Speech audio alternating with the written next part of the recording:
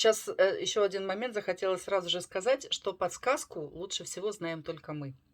Все остальные, вот смотри, когда кто-то скидывает что-то по метафизике, говорит, да, вот посмотрите, кто еще что видит по метафизике. Вот сейчас, например, если взять эту кошечку, каждому из нас, если дать право голоса, каждый скажет свое мнение, что для меня вот так вот я вижу, да, кошечку, кто-то вот так вот, кто-то вот так вот. И это будет только многообразие ракурсов для тебя.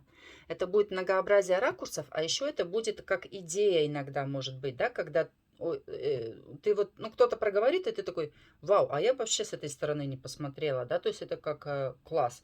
То есть такой ракурс, который самой бы не пришел в голову, но это только ракурс. А дальше ты уже как бы сама выбираешь, прислушиваясь к себе, к своему сердцу, что тебе откликается, потому что подсказка всегда приходит только для нас. И люди нам могут подсвечивать, да, другие ракурсы давать, и это интересно, но только ты знаешь, как эта информация раскрывается. Прикинь, как интересно.